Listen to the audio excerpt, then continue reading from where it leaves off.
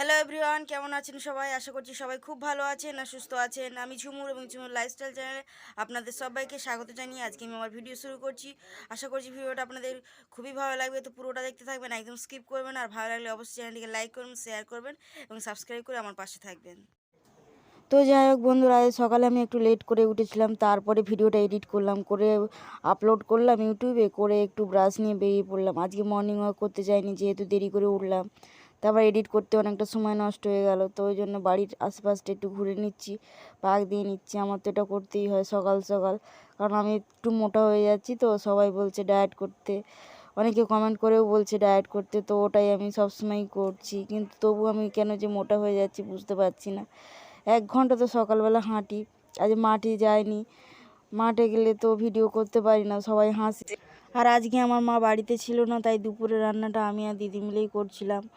আর আমাদের তো রান্নাঘরটা পুড়ে গেছে, আমি তো আপনাদেরকে জানিয়েছিলাম। তো সেই রান্নাঘরে রোদের মধ্যে আমার দিদি বসে বসে রান্না করছে, আর সবজিগুলো আমি কেটে দিচ্ছি। কি করব, এরকমভাবেই রান্নাটা চলছে। এক্ষুনি তো রান্নাঘর বানানো যাবে না, আর ওর তো অনেক টাকা খরচা। আর আমরা তো ওর তো বড় লোক নই, মধ্যবিত্ত পরিবার, 200-400 টাকাই অনেক যেন আমাদের কাছে। তো যাই হোক, দিদি ওখানেই রোদের মধ্যে বসে রান্নাটা করছে, আর আমি সবজিটা বারান্দায় বসে কেটে দিচ্ছি। আজকে বৃহস্পতিবার ছিল, আর নিরামিষ কিছুই রান্না হচ্ছে, আর সেই সবজিগুলো আমিই কাটছি। আর আমার বাবা বুদিকে হসপিটাল থেকে নিয়ে আসলো সবে। এটা হচ্ছে আমাদের বুদি গরু, এ খুব অসুস্থ, 2-3 সপ্তাহ কিছুই খেতে চাইছে না। হসপিটালে নিয়ে যাওয়া হয়েছিল আজকে, বাবা এখন ওকে স্নান করিয়ে দেবে। বাড়িতেও ওর চিকিৎসা করা হচ্ছে, কিন্তু ও কিছুই খেতে চাইছে না। কী জানি গরুটার কী হয়েছে।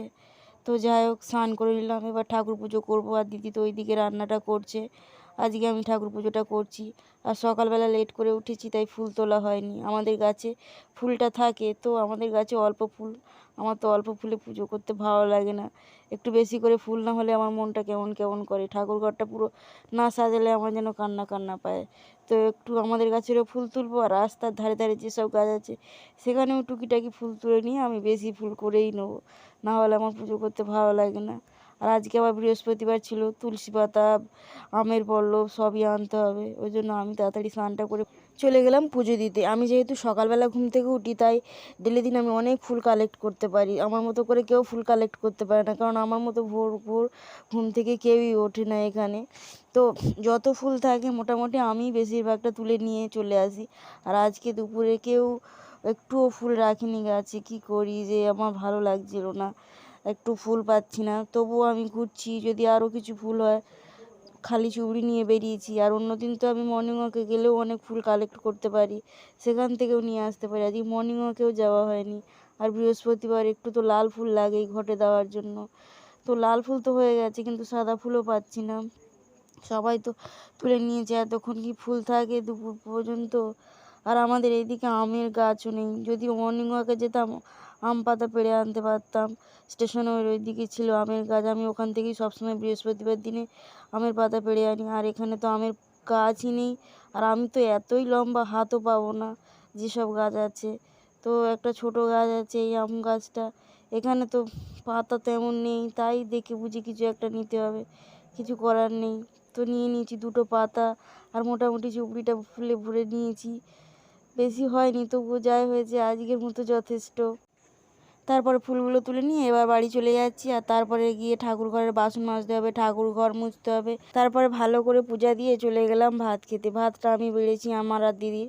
আর আজকে দিদি বলল যে সবজিটা বানাতে পারবে না, ওর রোদে বসে রান্না করতে কষ্ট হচ্ছিল, তাই শিম ভাজা আর পালং আলু সিদ্ধ আর ডালই বানিয়েছে। আমিও বলেছি ঠিক আছে, এটাই খেয়ে নেবো, আর কোনো অসুবিধা নেই, সবজি বিকালে রান্না হবে। দিদির কষ্ট হচ্ছিলো তো, তাই জন্য। তারপরে সন্ধেবেলায় একটু চুলটা আঁচড়ে নিলাম ঘুম থেকে উঠে। আর আমার চুল আঁচড়ানো মানে তো 1/2 ঘন্টা লাগবেই লাগবে, কারণ আমার মাথার তো অনেক বড় বড় চুল। আর যেহেতু দুপুরবেলা আঁচড়ানোর সময় হয় না, আমি তো কখনো ভেজা চুল আঁচড়াই না, তাই পরে আঁচড়াবো বলে আর আঁচড়ানো হয় না। সে একবারে আঁচড়াতে গেলে তো অনেকটা টাইম লাগবেই, যদি আঁচড়ানো থাকে তো অসুবিধা হয় না। তবুও আমি কন্ডিশনার করে রাখি বলে অতটা কষ্ট হয় না। আর আজকের ডিনারে আমি তো এই 5 মিশালি সবজিটাই পেলাম, আর একটু ভাত, আর ওবেলার ডাল ছিল। আর এই সবজিটা তো আমি বললাম ওবেলা কেটেছিলাম, মা রান্না করেছে। তো আজকের ভিডিওটা আমি এই পর্যন্ত রাখছি। সবাই খুব ভালো থাকবেন। Thank you so much.